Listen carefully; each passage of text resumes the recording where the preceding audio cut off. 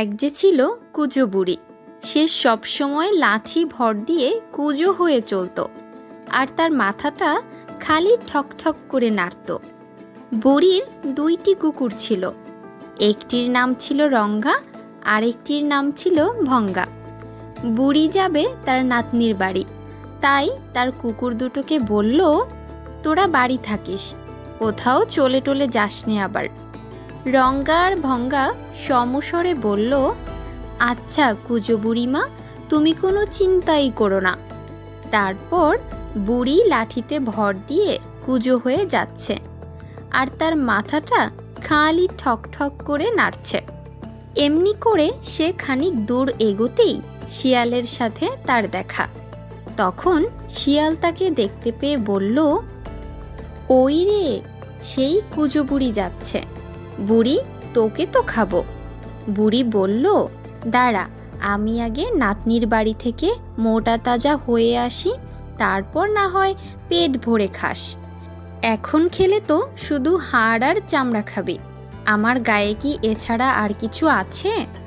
শুনে শিয়াল বলল, আচ্ছা তবে মোটা হয়ে আসো, তারপর খাবো তখন। বলে শিয়াল চলে গেল। তারপর কুজো বুড়ি আবার লাঠিতে ভর দিয়ে কুজো হয়ে যাচ্ছে, আর তার মাথাটা ঠক ঠক করে নাড়ছে। এমনি করে আরও খানিক দূরে গেল, আর বাঘের সাথে দেখা। তখন বাঘ তাকে দেখতে পেয়ে বলল, ওই রে, সেই কুজো বুড়ি যাচ্ছে, বুড়ি তোকে তো আজই খাবো আমি। কুজো বুড়ি বলল, দাঁড়া, আমি আগে নাতনির বাড়ি থেকে খেয়ে দিয়ে মোটা হয়ে আসি, তারপর না হয় খাস। এখন খেলে তো শুধু হাড় আর চামড়া খাবি, আমার গায়ে কি আর কিছু আছে? শুনে বাঘ বলল, আচ্ছা তবে মোটা হয়ে আসো, তারপর খাবো তখন। বলে বাঘ চলে গেল।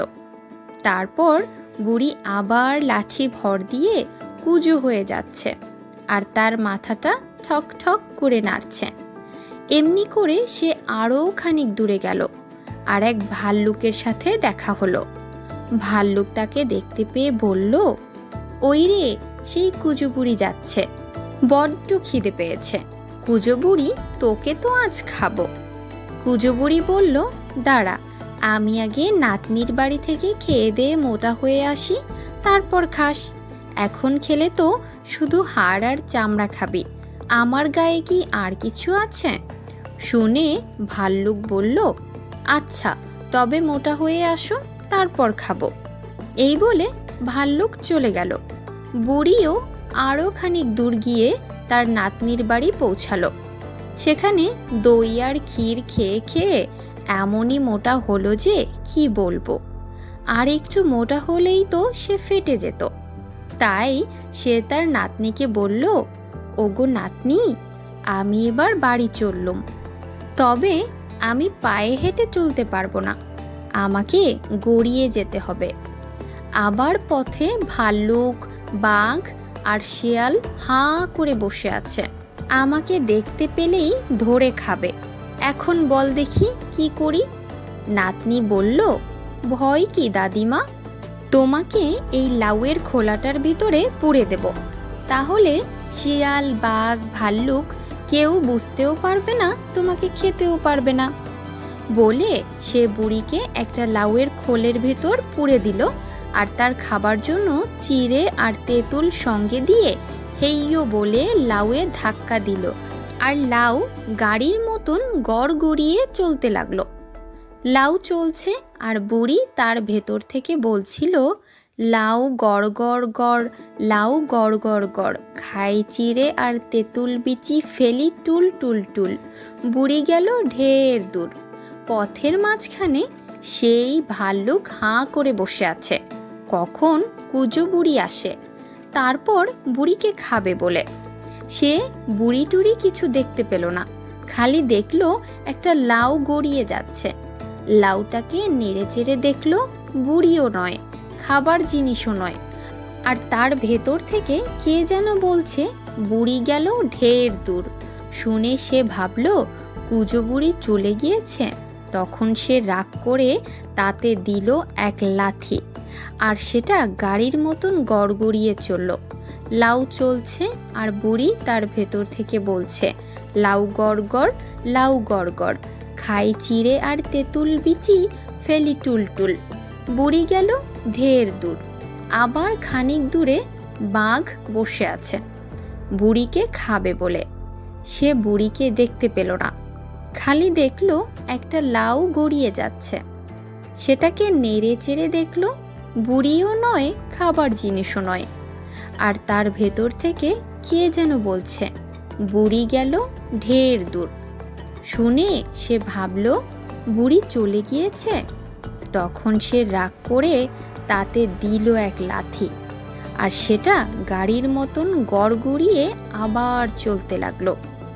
লাউ চলছে আর বুড়ি তার ভেতর থেকে বলতে লাগলো, লাউ গড়গড়, লাউ গড়গড়, খাই চিড়ে আর তেঁতুল, বিচি ফেলি টুলটুল।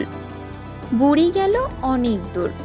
আবার খানিক দূরে বুড়ির বাড়ির কাছে চলে আসতেই দেখা গেল সেই শিয়াল পথের মাঝখানে বসে আছে। সে লাউ দেখে বলল, লাউ কিনা আবার কথা বলে, ওর ভিতর কি আছে দেখতে হবে। তখন সে হতভাগা লাথি মেরে লাউটা ভেঙেই বলে কিনা, কুজো বুড়ি, তোকে তো এখন খাবো। কুজো বুড়ি বলল, খাবি বই কি, নইলে এসেছি কি করতে? তা আগে দুটো গান শোনাবি না? শিয়াল বলল, হ্যাঁ, খাওয়ার আগে দুটো গান হলে মন্দ হয় না, আমিও একটু আধটু গাইতে পারি। বুড়ি বলল, তবে তো ভালোই হলো, চল ওই মাটির টিবিটায় উঠে গাইব গান। বলে বুড়ি সেই টিপির উপরে উঠে সুর ধরে চেঁচিয়ে বলল, আয় আয় রঙ্গা ভঙ্গা, তু তু তু। অমনি বুড়ির দুই কুকুর ছুটে এলো। একটা ধরলো শিয়ালের ঘাড়, আর একটায় ধরলো তার কোমর। ধরে টান কি টান, শিয়ালের ঘাড় ভেঙে গেল, কোমরও ভেঙে গেল, জিভ বেরিয়ে গেল, প্রাণও বেরিয়ে গেল।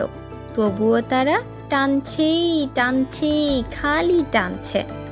এভাবেই অতি চালাক শিয়াল শাস্তি পেল। ছোট্ট বন্ধুরা, আমাদের আজকের গল্পটি কেমন লেগেছে কমেন্ট করে জানাবে, আর নিত্য নতুন সব গল্প পেতে আমাদের চ্যানেলটিকে সাবস্ক্রাইব করে রাখবে।